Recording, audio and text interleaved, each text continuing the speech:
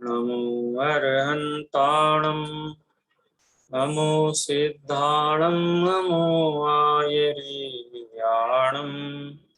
नमो वज्रायाणं नमो लोये सव्वसाहूणम् इन्दसद्वन्द्याणं यौवनमिदमधुरवक्काणम् अन्तातीतगुणाणं नमो जिणाणं जिदभवाणम्। आचार्य कुंद देव के ग्रंथों की चर्चा के अंतर्गत हमने नियमसार ग्रंथ के सारांश को जाना। 12 अधिकारों में विभक्त नियमसार ग्रंथ आचार्य कुंद देव निज शुद्धात्म तत्व की भावना से उत्तप्रोत होकर के लिखते हैं और निश्चय परक निरूपण के द्वारा जो यथार्थ धर्म है, रत्नत्रय की साधना रूप है, वीतराग रूप है, कसाय की अशुद्धि से रहित है, इस प्रकार जो नियम है, रत्नत्रय ही नियम है। और रत्नत्रय में जो निश्चय रत्नत्रय है वो रत्नत्रय का सार है। इसलिए नियम सार ग्रंथ में व्यवहार नय के कथनों का उल्लेख करते हुए निश्चय नय से जो नियम है उसका निरूपण करते हुए हमने आचार्य कुंद देव से सार ग्रंथ के संबंध में प्राप्त किया है। पंचास्तिकाय संग्रह एक ग्रंथ और है जो आपके सिलेबस में नहीं है, माने सारांश भी उसका आपके सिलेबस में नहीं रखा गया है, लेकिन 6 द्रव्य की मुख्यता से कथन है। आप ये समझ लीजिए कि समय सार ग्रंथ, प्रवचन सार ग्रंथ और पंचास्तिकाय संग्रह ग्रंथ, ये तीनों एक लाइन के ग्रंथ है। एक लाइन माने उनका संबंध है परस्पर। जैसे पंचास्तिकाय संग्रह द्रव्य में 6 द्रव्यों का स्वरूप कह करके शुद्धात्म तत्व का निरूपण किया गया है, यानी संक्षेप रुचि वाले जो शिष्य हैं वो उससे समझ जाएंगे और अपना कार्य संपन्न कर लेंगे। उसी को सम्यक दर्शन ज्ञान चारित्र के विस्तार से प्रवचन सार ग्रंथ में कहा गया है और समय सार ग्रंथ में 9 पदार्थों के माध्यम से उसी शुद्धात्म तत्व की स्थापना आचार्य कुंद देव ने की है। अब नियमसार ग्रंथ भी अपने आप में एक परिपूर्ण ग्रंथ है, वो स्वतंत्र ग्रंथ है, लेकिन अष्टपावड़ में ये विवक्षा घटित नहीं होती है। वास्तव में अनेक पाहुड़ आचार्य कुंद देव ने अलग अलग समय पर लिखे। 8 हमें उपलब्ध हैं आज की डेट में, इसलिए हमने उनको संग्रह करके अष्टपाहुड़ नाम से उनका प्रकाशन किया है। पहले 6 ही पाहुड़ मिले थे शास्त्र भंडारों से, तो विद्वानों ने 6 ही पाहुड़ों को संपादित करके उसका व्यवस्थित करके और पुस्तकाकार प्रकाशित किया था, जिसको पहले 60 पाहुड़ कहा जाता था। जब 2 पाहुड़ और मिल गए तो फिर उसको अष्टपाहुड़ नाम से प्रकाशित किया गया, जो अभी हमें उपलब्ध है। सरल विषय है, ज़्यादा मतलब अल्प संख्या में गाथाओं में अनेक विषयों को प्ररूपित किया गया है, लेकिन ज़्यादातर जो लोक मान्यताएं, लोक रूढ़ियां हैं और निश्चय रत्नत्रय रूप धर्म में दोष लगाने वाले कई इस प्रकार की मनवचन काय से संबंधित क्रियाएं, उनकी समीक्षा की गई है, आलोचना की गई है। इसको पूर्णतः हम ऐसा नहीं कह सकते चरणा नियोग का ही ग्रंथ है, लेकिन उपदेशात्मक शैली है और उपदेश शैली चरणा नियोग की विशेषता होती है, इसलिए चरणा नियोग के अंतर्गत ही अष्टपावड़ को रखा जाता है। वैसे द्रव्यानुयोग मूल प्रतिपाद्य बिंदु है, लेकिन भाषा उपदेशात्मक होने से वो चरणा नियोग की श्रेणी में हम रख सकते हैं। वैसे ऐसा कोई भेद नहीं है निषेध कि द्रव्यानुयोग के ग्रंथ में चरणा नियोग, कर्णा नियोग या प्रथमा नियोग की कोई बात नहीं आनी चाहिए। चारों ही अनुयोगों में चारों ही अनुयोगों की बात हमें देखने को मिलती है। दंसन पाहुड़, सूत्र पाहुड़, चारित्र पाहुड़, बोध पाहुड़, भाव पाहुड़, मोक्ष पाहुड़, लिंग पाहुड़, शील पाहुड़, ये 8 पहाड़ों के संग्रह रूप ये ग्रंथ है जिसको हम अष्टपहाड़ कहते हैं। ऐसे देखा जाए तो ये 8 अपने अपने स्वतंत्र ग्रंथ हैं, लेकिन हम समूह रूप से प्रकाशित पुस्तक के रूप में देखते हैं, इसलिए हमने उसको अष्टपहाड़ नाम दिया। आचार्य कुंद देव ने नाम नहीं दिया अष्टपहाड़ का, समय पहाड़ नाम तो दिया है उत्तरवर्ती आचार्यों ने, आचार्य कुंद देव ने। पवयण सारो है वो भी, और पंचास्तिकाय संग्रह, ये तो मूल ग्रंथ के नाम है, लेकिन अष्टपहाड़ ऐसा नाम नहीं है। जैसे नियम सार भी मूल ग्रंथ का नाम है, लेकिन ये पहाड़ के संग्रह रूप है, इसलिए वो नाम प्रक्षिप्त है अष्टपहाड़ नाम से। इसका सामान्य परिचय प्राप्त करने का संकल्प हमारी कक्षा ने किया है, तो उस संकल्प की दिशा में अब आगे बढ़ते हैं। इसको हम रीड करते जाएंगे और जहां विश्लेषण की आवश्यकता होगी वहां पर विश्लेषण करेंगे। चलिए, कौन पढ़ेगा? स्वेच्छा से जो अनम्यूट करेंगे पहले उनको ही मैं आवाज दूंगा। लता जी टडैया, हाँ, पढ़ना प्रारंभ करें।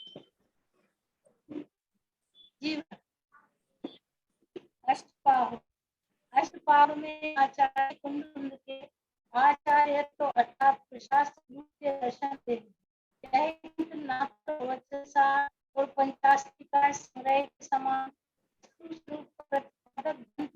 तथा ना ही समाचार नियम की आध्यात्मिकता से, इसमें तो उन्होंने अपने शिष्यों के आचरण को अनुशासित किया है। इसमें शिष्टाचार के विरुद्ध सख्त आदेश है, प्रेरक उपदेश है तथा मृदु संबोधन भी है। यद्यपि चतुर्थ संघ के आचरण में समागत शिथिलता को दूर करने के पावन उद्देश्य से ही इसकी रचना हुई, तथापि इसकी साधु वर्ग को शिष्टाचार से बचाने के लिए विशेष सावधान किया गया है। लता जी, आपकी आवाज बहुत स्पष्ट नहीं आ रही है, कट के आ रही है, इसलिए एक पैराग्राफ में मैं आपको अनुरोध करूंगा। इसमें हमको एक सामान्य परिचय जो हमने चर्चा भी की है ये 5 परमागम के संबंध में, और उपदेशात्मक शैली में शिष्यों के शिथिलाचार संबंधी विषय को उठाते हुए हैं, और कठोर और मृदु दोनों प्रकार के संबोधनों से सहित गाथाएं हैं। कहीं तो बहुत कठोर भाषा का भी प्रयोग किया गया है, जैसे प्रवचन सार में विंडंती घोरम अपार संसारम, जो पुण्य और पाप में पंच मात्र भी भेद मानते हैं वो घोर अपार संसार में परिभ्रमण करते हैं। कठोर भाषा भी वहां हमको देखने को मिलती है, मृदु संबोधन भी है, लेकिन चतुर्विध संघ को लक्ष्य में रख करके शिथिलाचार दूर करने की दृष्टि से आचार्य कुंद देव ने अनेक पहाड़ ग्रंथों की रचना की है। इससे हमें इस पैराग्राफ से इतना परिचय प्राप्त होता है। किरण जी विदिशा, आगे बढ़िए। किरण जी भोपाल, सॉरी, जो भी है भोपाल, विदिशा जिन्होंने अनम्यूट किया था, मैं नाम नहीं देख पाया पूरा। जी सर, मैं पढ़ रही किरण जी। इस ग्रंथ पर किसी समर्थ आचार्य ने कोई टीका नहीं लिखी, क्योंकि सरल सुबोध मार्गदर्शन होने के कारण टीका की आवश्यकता ही नहीं थी। ना तो इसमें दार्शनिक गुत्थियां ही हैं और ना आध्यात्मिक गहराइयां, अतः यह अपने अध्ययन में टीकाकारों की अपेक्षा नहीं रखता। इसमें आचार्य कुंद के 8 पाहुलों का संग्रह है, इसी कारण इसका नाम अष्टपाहुल रखा गया है। ये 8 पाहुल निम्न है: दंसन पाहुल, दूसरा सूत्र पाहुल, तीसरा चारित्र पाहुल, चौथा बोध पाहुल, 5वां भाव पाहुल, 6वां मोक्ष पाहुल, 7वां लिंग पाहुल, 8वां सील पाहुल। प्रत्येक पाहुल में विषय का विवेचन नामानुसार ही है, यथा स्थान संबंधित अन्य विषय भी आ गए हैं, पर मुख्यतः अपने विषय की ही है। वस्तुतः प्रत्येक पाहुल स्वतंत्र ग्रंथ है। यही कारण है कि प्रत्येक का आरंभ मंगलाचरण से होता है। प्रत्येक के आरंभ में प्रति वाक्य और अंत में उपसंहार वाक्य प्राप्त होता है। 1-2 पाहुलों में इसके अपवाद भी प्राप्त होते हैं, पर लगता है कि उनकी अंतिम गाथाएं कहीं विलुप्त हो गई हैं। जो भी हो, उपलब्ध अष्टपाहुल में विषय वस्तु संक्षेप में इस प्रकार: दंसन पाहुल, 36 गाथाओं के इस पाहुल में प्रति वाक्य पर मंगलाचरणोपरांत आचार्य देव तत्काल आदेश देते हैं कि धर्म का मूल दर्शन सम्यक दर्शन है, अतः सम्यक दर्शनहीन व्यक्ति की वंदना नहीं करना चाहिए। सम्यक दर्शन से भ्रष्ट व्यक्ति ही वास्तविक भ्रष्ट है। दर्शन से भ्रष्ट व्यक्ति को कभी निर्माण प्राप्ति नहीं हो सकती। सम्यक दर्शन से रहित व्यक्ति भले ही अनेक प्रकार के शास्त्रों का ज्ञाता हो, अरबों वर्षों तक उग्र तप तपता रहे, पर उसे सम्यक ज्ञान की प्राप्ति नहीं होगी। यह संसार में ही भटकता रहेगा। सम्यक दृष्टि ही कर्मों का नाश करता है। जो व्यक्ति सम्यक दर्शन, सम्यक ज्ञान और सम्यक चारित्र तीनों से भ्रष्ट है, वे तो महाभ्रष्ट हैं। ऐसे लोग स्वयं के साथ पर का भी अहित करते हैं। ये भ्रष्ट लोग धर्मात्माओं को भ्रष्ट बताकर उनकी निंदा किया करते हैं। जिस प्रकार मूल जड़ के नष्ट हो जाने पर वृक्ष की वृद्धि संभव नहीं है, उसी प्रकार सम्यक दर्शन रूपी मूल के अभाव में धर्म रूप वृक्ष की वृद्धि संभव नहीं है। जो स्वयं सम्यक दर्शन से रहित होकर भी सम्यक दृष्टियों से अपने पर पुजाना चाहते हैं, वे लूले और मूक होंगे। उन्हें सम्यक ज्ञान की प्राप्ति दुर्लभ ही समझना चाहिए। जो व्यक्ति लज्जा, भय और गौरव आदि के कारण इन मिथ्या दृष्टियों के पैरों में पड़ते हैं, वे भी बोधि को प्राप्त नहीं होंगे।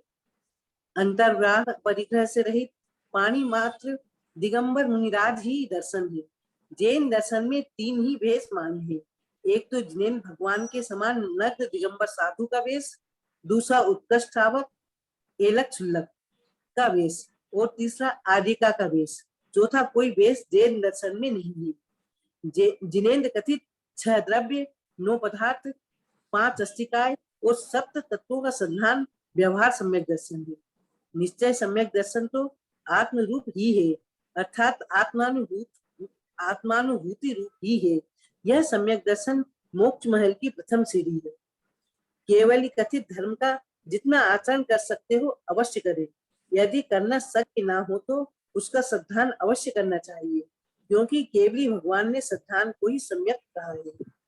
सम्यक दर्शन, ज्ञान और चारित्रवंत तपोनिधि मुनिराज ही वंदना करने योग्य है। जो सहजोत्पन्न यथाजात रूप देखकर भी वंदना नहीं करते, मत्सर भाव रखते हैं, वे संयमी भी हो तो भी मिथ्या दृष्टि ही है। नग्न दिगंबर ही क्यों न हो, पर असंयमी हो तो वंदना नहीं करना चाहिए। देह, कुल और जाति की वंदना नहीं होती, वंदना तो गुणों की ही होती है, अतः गुणहीन की कौन वंदना करेगा। सम्यक दर्शन से ज्ञान और चारित्र सम्यक होते हैं, अतः दर्शन ही सार है, और दर्शन ज्ञान सहित चारित्र से मोक्ष होता है। कल्याण की परंपरा होने के कारण सम्यक दर्शन सर्वलोक पूज्य है। अंत में आचार्य देव कहते हैं कि दर्शन ज्ञान चारित्र से अरहंत दशा को प्राप्त भगवान जब तक 34 अतिशयों सहित समवस्त्रण में विराजते हैं, तब तक स्थावर प्रतिमा कहे जाते हैं। अंत में अष्ट कर्मों का नाश कर सिद्ध दशा को प्राप्त कर लेते हैं। बस दर्शन पावड़ ग्रंथ का हमने जो विषय पढ़ा है, और चूंकि सम्यक दर्शन सबसे पहले आता है, इसलिए जो भी संग्रह करता है उन्होंने विषय के अनुसार ही, विषय के विकास के अनुसार ही उन पावड़ों को संग्रहित किया है।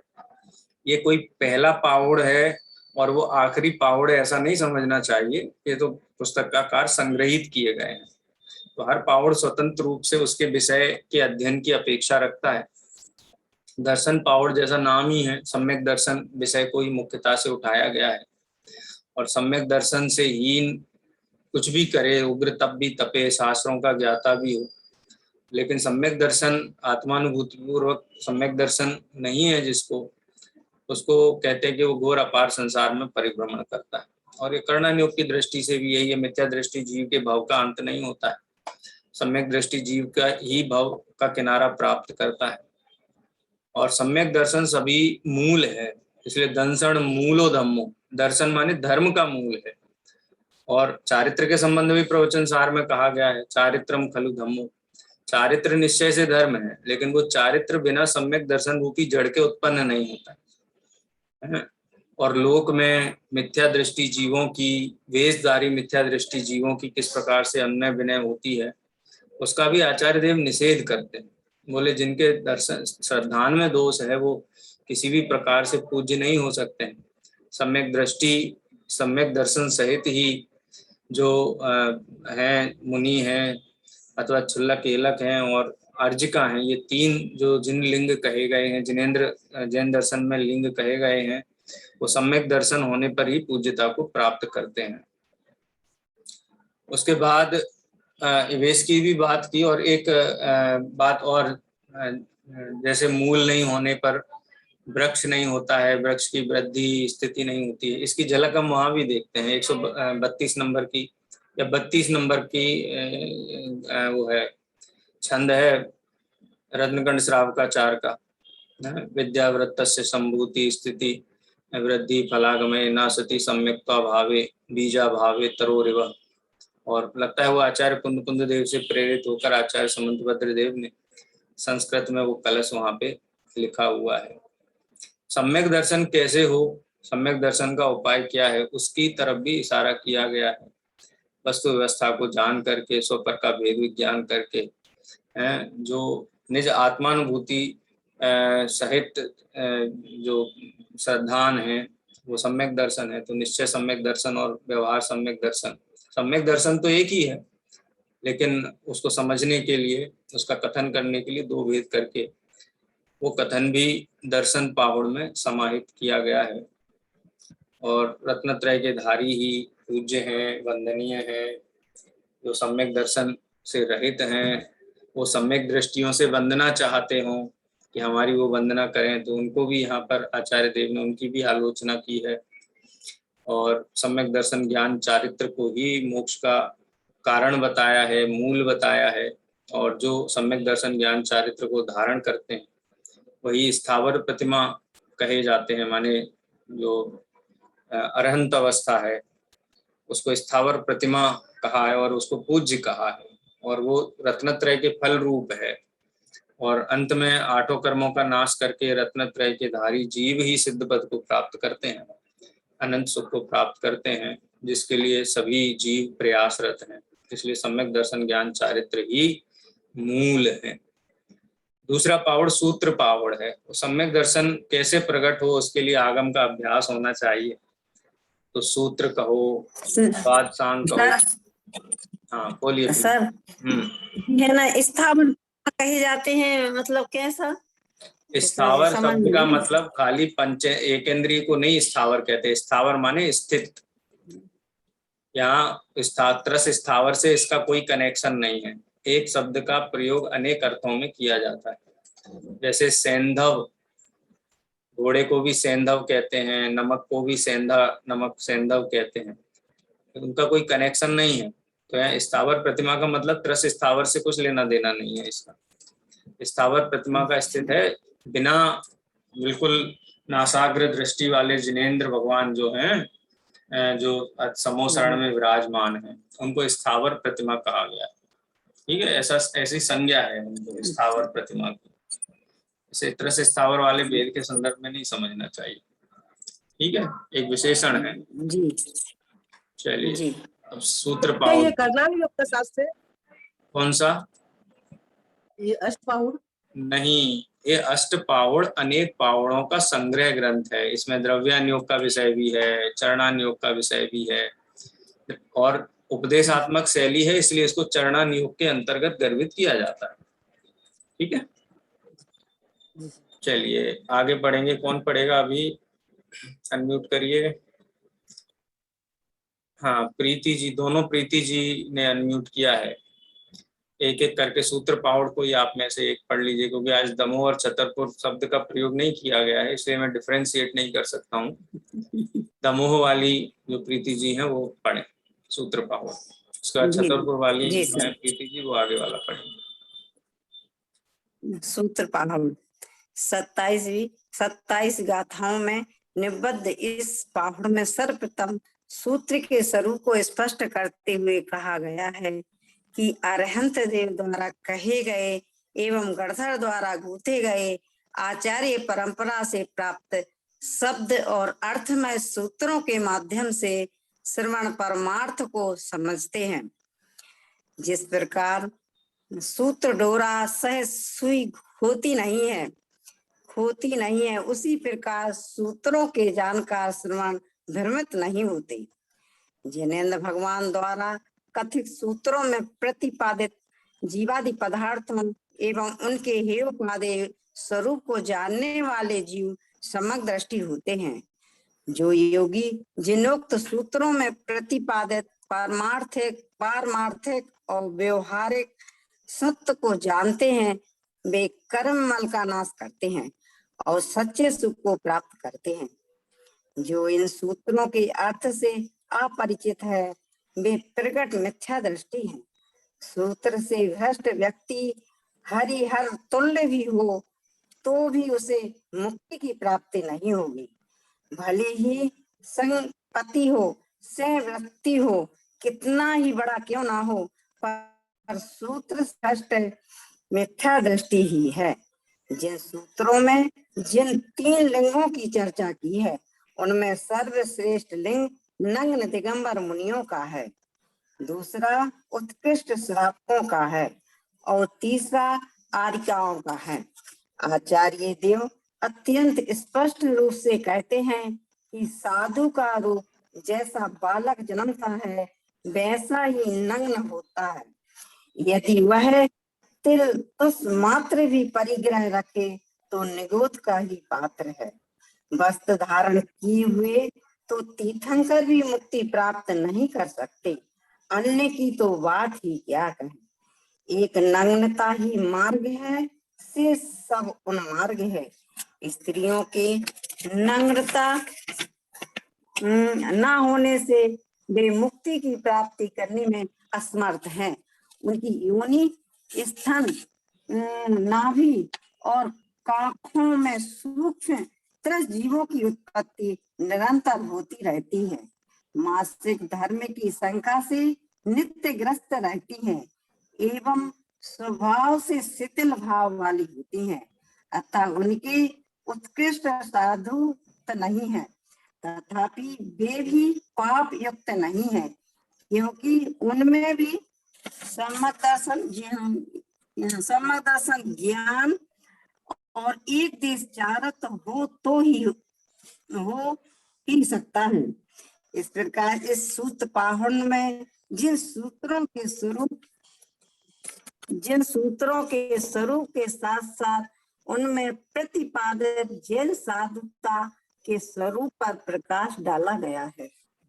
सर हो गए। हाँ, इसमें हम संक्षेप में ये बात समझ सकते हैं कि सबसे पहले तो जिनेंद्र भगवान की जो वाणी है उसके आधार पर गणधर देवों द्वारा जिस श्रुत की रचना की गई है उसको सूत्र कहा गया है। अब वो सूत्र मात्र द्वादशांग नहीं है, द्वादशांग के अनुसार लिखे गए शास्त्र हैं वो भी सूत्र ही है। हमारे लिए हम तो तत्वार्थ सूत्र कहते हैं, समय सार की गाथाओं को भी सूत्र कहते हैं। अत्र सूत्र अवतरति, इस प्रकार के शब्दों का प्रयोग आचार्य अमृतचंद्र देव ने कुंदकुंद देव की गाथाओं के लिए किया है। तो सूत्र का मतलब है जिनेंद्र भगवान का उपदेश। उसका कितना महत्व है, हरिहर आदिक भी, हरि माने विष्णु और हर माने महादेव, वो भी क्यों नहीं हो। और जिनेंद्र भगवान की वाणी से वस्तु तत्व को जिन्होंने परिचय नहीं पाया है वो मुक्ति के पात्र नहीं है। संगपति हो, सिंह वृत्ति वाले ही क्यों ना हो, कोई भी है, लेकिन जो सूत्र से भ्रष्ट है, माने जिनेंद्र भगवान के द्वारा बताई हुई वस्तु व्यवस्था को नहीं मानते हैं, वो उससे भ्रष्ट हैं, वो सूत्रभाषी हैं, तो मिथ्या दृष्टि है और वो मुक्ति के पात्र नहीं है, माने वो सुखी नहीं होते हैं, उनको कषाय और आकुलता का नाश नहीं होता है। इसलिए सूत्र का बहुत महत्व है। और उस सूत्र में 3 जो लिंग हैं, लिंग का मतलब होता है लक्षण। लक्षण माने जैन दर्शन के चलते फिरते यदि आपको कहीं देखने हो तो आप दिगंबर मुनिराज को देख लीजिए, छुल्लक एलक को देख लीजिए और जो आर्यिका माताएं हैं उनको देख लीजिए। ये सब जैन दर्शन के लक्षण हैं, चलते फिरते चिन्ह हैं। तो ये जो नग्न दिगंबर मुनिराज, छुल्लक एलक और आर्यिका माताएं हैं, ये साक्षात जैन दर्शन है, इसीलिए इनको जिन लिंग कहा गया है। जैन दर्शन में 3 लिंग की चर्चा की जाती है, शेष इसके अलावा कोई लिंग नहीं है। माने लिंग नहीं है माने कोई दूसरा लक्षण नहीं, कोई कहता है हम पीला कुर्ता पहनते हैं, हम ये हैं, हम गेरुआ कपड़ा पहनते हैं, हम ये हैं, ऐसा कोई भी पद नहीं है बाहर से जिनको पहचान करके हम कह सकें कि ये जैन दर्शन के इनके जीवन में है। मतलब कहते हैं ना, भले ही सम्यक दृष्टि जीव हो, वो मौन बैठा हुआ है, कुछ भी कर रहा है, तो अपन ये नहीं कह सकते कि सम्यक दृष्टि है, क्योंकि कोई बाह्य लक्षण दिखाई नहीं देता है। लेकिन ये जो 3 वेश हैं, इन वेश को लिंग कहो, लक्षण कहो, चलते फिरते जैन दर्शन कहो, इस प्रकार के शब्दों का प्रयोग इनके लिए किया गया है। तो लिंग शब्द का अर्थ है लक्षण है, वो जैन दर्शन के लक्षण रूप हैं। और जैन साधु का रूप कैसा होता है उसकी भी चर्चा की। जैसे शीघ्र कहते यथा जात रूप धर, जो 5 पंचरत्न की गाथाएं प्रवचन सार ग्रंथ में, वहां भी साधु का जो स्वरूप बताया, यथा जात रूप धर, जैसे उत्पन्न हुआ बालक विकार रहित होता है, निर्विकार होता है, उसको कोई भी शारीरिक विकार के चिन्ह नहीं होते हैं, वैसे ही जो हमारे साधु हैं, परम दिगंबर मुनिराज हैं, किसी भी प्रकार के उनमें विकार के चिन्ह नहीं होते। और जैसे पैदा होते हैं ना, कोई परिग्रह लेकर के नहीं आते हैं, वैसे ही नर्मद दिगंबर मुनिराज को तिल तुस मात्र भी परिग्रह के प्रति ममत्व नहीं होता है। परिग्रह तो होता ही नहीं है, परिग्रह के प्रति अभिलाषा भी नहीं होती है। और जिनको प्रत्यक्ष परिग्रह दिखाई दे रहे हैं, तिल तुस मात्र भी दिखाई दे रहे हैं, तो वो जिन लिंगी नहीं है। वो जो 3 लिंगों की चर्चा आगम में की गई है, वो उसके अंतर्गत नहीं आते हैं। ये भी कहते हैं आचार्य देव कि बिना वस्त्र के त्याग के दिगंबर धर्म के कहना चाहिए ना की स्थापना करते हुए कुछ गाथाएं हैं, जिनमें आचार्य देव ने कहा है कि जब तक वस्त्र है, एक डोरा भी के प्रति ममत्व है और उसका संस्कार है, तब तक मुक्त नहीं हो सकते। सांसारिक अवस्था से मुक्ति नहीं होती।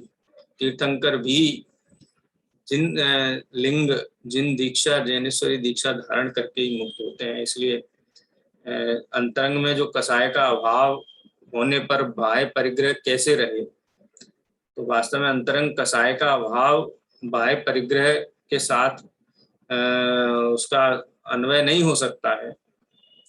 इसलिए ये भी स्वरूप है। ऐसा नहीं है कि मुक्ति जाना है इसलिए नग्न दिगंबर धारण दशा धारण करना है। अरे अंतरंग में उस जाति का राग नष्ट हो जाने पर, शरीर का संस्कार छूट जाने से नग्नत्व तो सहज होता है, और वो मुक्ति का मार्ग कहा गया है। नग्गो ही मोक्ष मग्गो, इस प्रकार की मूल गाथा में ध्वनि आती है। जो ये पुरुषों के संबंध में जो है, उनके संबंध में बात कही, लेकिन स्त्रियां भी एक देश रत्नत्रय प्राप्त करके वो भी मोक्ष मार्गी ही है, मोक्ष मार्ग के बाहर नहीं है। लेकिन मुनि जैसी आराधना न होने से उस भाव में मुक्ति को प्राप्त नहीं करती है, क्योंकि निसंक वृत्ति वाले जीव और समचतुर संस्थान, वज्र वृषभ नाराज सहनन, शारीरिक सामर्थ्य वाले, जो उत्कृष्ट सामर्थ्य वाले जीव हैं, वो ही मोक्ष प्राप्त करते हैं। उत्तम सहन से एकाग्र चिंता निरोधो ध्यानम और शपथ श्रेणी मानते हैं, जो कि स्त्रियों की पर्याय संबंधी पराधीनता के कारण संभव नहीं है, लेकिन एक देश चारित्र धारण करने के कारण वे भी पूज्य हैं। इस बात की आचार्य देव ने यहाँ पर स्थापना की। ये सूत्र पाहुड़ ग्रंथ का सारांश है। चारित्र पाहुड़ के बारे में पढ़ते हैं। दूसरी जो प्रीति जी हैं, जिन्होंने नहीं पढ़ा है वो तो पढ़ेंगे। सर, चारित्र पाहुड़। अनम्यूट करिए। मंगलाचरण और ग्रंथ प्रक्रिया के पश्चात आचार्य देव एक गाथा में ज्ञान दर्शन चारित्र का स्वरूप बताकर चारित्र के भेदों का वर्णन करते हैं। जो जानता है वह ज्ञान है, जो देखता है वह दर्शन है। ज्ञान व दर्शन के समायोग से चारित्र होता है। अक्षय अनंत ज्ञानादिक भाव जीव के हैं। इन ज्ञानादिक भावों की शुद्धि हेतु चारित्र 2 प्रकार का कहा है, सम्यक्ताचरण चारित्र और संयमाचरण चारित्र। जिनोपदिष्ट ज्ञान दर्शन शुद्ध सम्यक्ताचरण चारित्र है और शुद्ध आचरण रूप चारित्र संयमाचरण चारित्र है। मिथ्यात्व कर्म के उदय से संकादि 2 सम्यक दर्शन को अशुद्ध करते हैं। अतः इनको मन वचन काया से छोड़ना चाहिए। संकादि दोषों के दूर होने पर सम्यक दर्शन के 8 अंग प्रकट होते हैं। निशंकित, निकांचित, निर्विचिकित्सा, अमूढ़ दृष्टि, उपगूहन, स्थितीकरण, वात्सल और प्रभावना। ये सम्यक दर्शन के 8 अंग हैं। संक्षेप में कह सकते हैं कि संकादि दोषों से रहित, संकित आदि गुणों से युक्त, तत्वार्थ के यथार्थ स्वरूप को जानकर उनका सद्भान एवं आचरण करना ही सम्यक्त्वाचरण चारित्र है। जो ज्ञानी अमूढ़ दृष्टि होते हुए सम्यक्त्वाचरण चारित्र से शुद्ध होकर संयमाचरण चारित्र से भी शुद्ध हो, तो वह शीघ्र ही मुक्ति को प्राप्त करता है। एवं जो अज्ञान से मूढ़ दृष्टि होते हुए सम्यक्त्वाचरण चारित्र से भ्रष्ट है और संयम का आचरण कर रहे हैं, उन्हें मुक्ति संभव नहीं। वात्सल्य, विनय, अनुकंपा, दान, मार्गानुशंसा, उपगूहन, रक्षण, ये सम्यक के चिन्ह हैं, जिनमें से सम्यक दृष्टि की पहचान होती है। जो पुरुष दर्शन में उत्साह, भावना, प्रशंसा, श्रद्धा और उपासना करता है, वह सम्यक से च्युत होता है, तथा जो सुदर्शन में उत्साह, भावना, प्रशंसा, श्रद्धा और उपासना करता है, वह सम्यक से च्युत नहीं होता। आचार्य देव उपदेश देते कहते हैं कि हे भव्य, तू अज्ञान को ज्ञान से और मिथ्यात्व को विशुद्ध सम्यक से दूर कर तथा अहिंसा रूप धर्म द्वारा आरंभ सहित मोह को छोड़, परिग्रह त्याग करके दीक्षा धारण कर, संयम भाव पूर्वक तप कर। ऐसा करने से तुझे मोह रहित वीतराग रूप निर्मल शुक्ल ध्यान होगा। अज्ञानी जीव मिथ्यात्व और अबुद्धि के उदय से मिथ्या मार्ग को दर्शन में प्रवृत्ति करते हैं। जब जीव मोह रहित होकर सम्यक दर्शन ज्ञान से द्रव्य पर्याय स्वरूप सत्ता में वस्तु का यथार्थ श्रद्धान करता है, तब वह चारित्र के दोषों को छोड़ता है एवं निज गुणों की आराधना करता हुआ शीघ्र ही कर्म का नाश करता है। संयमाचरण चारित्र 2 प्रकार का है, सागार और अनागार। सागार संयमाचरण ग्रंथ से परिग्रह सहस्रावक के होता है और अनागार संयमाचरण परिग्रह रहित निर्गंथ मुनि के होता है। सागार संयमाचरण के धारी श्रावकों को 11 देश व्रत आत्माओं और 12 व्रत होते हैं। दर्शन व्रत, सामायिक, क्रोधोपवास, सचेत त्याग, रात्र भुक्ति त्याग, ब्रह्मचर्य, आरंभ त्याग, परिग्रह त्याग, अनुमति त्याग, उद्दिष्ट त्याग, ये 11 देश व्रत है। 5 अणुव्रत, 3 गुणव्रत और 4 शिक्षा व्रत, ये 12 व्रत है। स्थूल प्रस्काय के घात का त्याग, स्थूल असत्य का त्याग, बिना दिए पर के धन के ग्रहण का त्याग, पर स्त्री त्याग और परिग्रह परिमाण, ये 5 अणुव्रत है। दिशा विदिशा के गमन का परिमाण, अनर्थ दंडवत व्रत और भोगोपभोग परिमाण, ये 3 गुण व्रत है। सामायिक, रोषद, अतिथि पूजा और संलेखना, ये 4 शिक्षा व्रत है। ध्यान रहे, चारित्र पाहुण में प्रतिपादित उपर्युक्त 12 व्रतों में और तत्वार सूत्र में प्रतिपादित 12 व्रतों में किंचित फर्क है, परंतु वह कथन करने की पद्धति का ही अंतर है, मूल विरोध बिल्कुल नहीं है। भाषा वचनिकाकार पंडित जयचंद जी छाबड़ा इसका समाधान इस प्रकार करते हैं। यहाँ प्रश्न, तत्वार सूत्र में 3 गुण व्रतों में देश व्रत कहा और भोग परमाणु को शिक्षा व्रतों में कहा तथा संलेखना को भिन्न कहा, वह कैसे? इसका समाधान, यह विवक्षा का भेद है। यहाँ देश व्रत दिग्व्रत में गर्भित है और संलेखना को शिक्षा व्रतों में कहा है, कुछ विरोध नहीं है। अनागार संयमाचरण मुनियों के होता है, 5 इंद्रियों का संवर, 5 व्रत, 5 व्रतों की 25 क्रिया, 5 समिति और 3 गुप्ति अनागार संयमाचरण में होती है। इनका वर्णन 29 से 37 तक की 9 गाथाओं में किया है, जो मूलतः पठनीय है। इसके पश्चात 5 गाथाओं में ज्ञान का स्वरूप व महिमा बताते हुए आचार्य कहते हैं कि ज्ञान से हीन पुरुष तो इच्छित वस्तु को प्राप्त ही नहीं करते, क्योंकि ज्ञान के बिना गुण दोषों की जानकारी नहीं होती, जीव अजीव का भेद ज्ञान नहीं होता। गुण दोषों को जानने के लिए सम्यक ज्ञान को जानना चाहिए। सम्यक ज्ञान पूर्वक चारित्र अंगीकार करने से ही अनुपम सुख की प्राप्ति होती है। जो उक्त सम्यक्त्वाचरण पूर्वक सीमाचरण चारित्र अंगीकार करता है, वह अल्प काल में ही मुक्ति प्राप्त करता है। उक्त चारित्र भेदों को निम्नलिखित चार्ट द्वारा भलीभांति समझा जा सकता है। आगे पढ़ना सर। एक सेकंड, इसमें चार्ट 163 और 64 नंबर का पन्ना दिखाई नहीं दे रहा है। ऐसा है, एक पैराग्राफ है 165 नंबर पेज पे जो दिखाई दे रहा है। वो चार्ट है सर, चार्ट है, दोनों पेज में चार्ट बना है। ठीक है ठीक है। अंत में आचार्य कहते हैं कि इस चारित्र पावड़ को तुम शुद्ध भाव से भाओ, जिससे तुम चारों गति में भ्रमण नहीं करोगे और तुम्हें अपुनर्भव की प्राप्ति होगी। यानी मूल रूप से चारित्र पावड़ का जो विषय वस्तु है, चतुर्गुण स्थानवर्ती सम्यक दृष्टि जीव हैं, उनकी अपेक्षा से सम्यक्त्वाचरण चारित्र कहा गया है। और सम्यक्त्वाचरण में वो ही शामिल किए गए हैं जो 8 अंग और 25 दोषों से रहित जो अविरत सम्यक दृष्टि जीव का आचरण होता है, उसके विचार होते हैं, उसके मनोभाव होते हैं, उसको सम्यक्त्वाचरण चारित्र के अंतर्गत गर्भित किया गया। जो जीव सम्यक दर्शन को प्रकट कर चुके हैं, उनके जीवन में सम्यक दर्शन के विरुद्ध परिणाम नहीं होते। एक मैं एग्जाम्पल के लिए खाली बोलता हूँ, जैसे सम्यक दृष्टि जीव निसंकित रहते हैं, यानी शंका नहीं होती, शंका कहो भय कहो नहीं होते हैं। क्यों नहीं होते हैं? क्योंकि सर्वज्ञ भगवान की वाणी से उन्होंने इस बात को भली भांति समझ लिया है, निर्णय कर लिया है, अनुभूति कर ली है, प्रतीति कर ली है कि सभी द्रव्य परिपूर्ण है, स्वतंत्र है, कभी किसी द्रव्य का नाश नहीं होता है।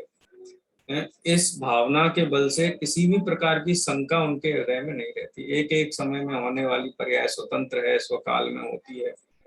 मेरा जन्म नहीं होता है, मरण नहीं होता है, इसलिए ये लोग भय नहीं है, परलोक भय नहीं है, अगुप्ति भय नहीं है, रक्षा भय नहीं है, अकस्मात भय नहीं है, वेदना भय नहीं है, मरण भय नहीं है। तो ये सब सम्यक दृष्टि जीव को इस प्रकार की परिणाम ये निसंकित आदि 8 अंगों के माध्यम से हमें दिखाई देते हैं। तो इसलिए इसको सम्यक्त्वाचरण चारित्र में कहा। वैसे तो हम चतुर्थ गुण स्थानवर्ती जीव के लिए शब्द का प्रयोग करते हैं अविरत या असंयम मार्गणा के अंतर्गत लिया गया है, लेकिन आचार्य कुंकुम देव ने चारित्र पावड़ में उनको भी सम्यक्त्वाचरण चारित्र, क्योंकि जीवन में परिवर्तन तो आता ही है, अन्याय नीति अभक्ष्य आदि नहीं होते हैं, अमूर्ताएं नहीं होती हैं, अनायतन में नहीं जाते हैं, तो इसलिए सम्यक्त्वाचरण चारित्र कहा। दूसरा जो चारित्र है वो है संयमाचरण चारित्र। अब वो संयमाचरण चारित्र के भी 2 भेद हैं, एक देश संयम या संयमा संयम या सकल संयम, इसको सागार और अनागार शब्द के माध्यम से यहाँ समझाया गया है। आगार माने होता है घर और स माने सहित, जो घर सहित है माने घर में रहते हैं, वो भी देश संयमी होते हैं, और जिन्होंने घर का त्याग कर दिया है वो अनागार। अब वो पंचम गुण स्थानवर्ती श्रावक की 11 प्रतिमाएं हैं, उनके अणुव्रत हैं, गुणव्रत हैं, देश व्रत, अणुव्रत, गुणव्रत और शिक्षा व्रत हैं, वो विस्तार इसके अंतर्गत आचार्य देव ने कहा है। उसके बाद जो सकल चारित्र के धारी है, 28 मूल गुणों का पालन करने वाले जो मुनि भगवंत हैं, उनके 28 मूल गुणों के संबंध में संक्षिप्त चर्चा इसमें प्रस्तुत की गई है, जिसको कि इस पुस्तक में चार्ट के माध्यम से समझाया भी गया है। लेकिन सम्यक्त्व के बिना ये संयमाचरण और सम्यक्त्वाचरण और संयमाचरण चारित्र नहीं होते हैं, इस बात की भी स्थापना की और चार्ट के माध्यम से इस किताब में समझाया भी गया है। तो ये सारांश रूप में ये चारित्र पावड़ की विषय वस्तु हुई। ये 3 पावड़ों के संबंध में हमने यहाँ पे समझा है। इसमें किसी का कोई प्रश्न हो तो आप पूछ सकते हैं, कल की कक्षा में आगे पढ़ेंगे। थोड़ा निरूपण भेद भी हमको दिखाई देता है, कई जगह भेद प्रभेदों में अंतर दिखाई देता है। जैसे दिग्व्रत को अलग से नहीं कहा गया, देश व्रत में ही गर्भित कर लिया गया, और भोगोपभोग परिमाण व्रत को उसमें ले लिया गया, और संलेखना को शिक्षा व्रत में ले लिया गया है। लेकिन विषय एक ही है, अलग नहीं है। अलग अलग आचार्यों ने जो मूल भाव है वो सभी में एक ही लक्षित होता है। चलिए समय हो गया है, जिनवाणी स्तुति करेंगे। निज निधि निज में बताई है, अनंत उपकार है, इसके लिए जिनवाणी माँ को वंदना सतवार है।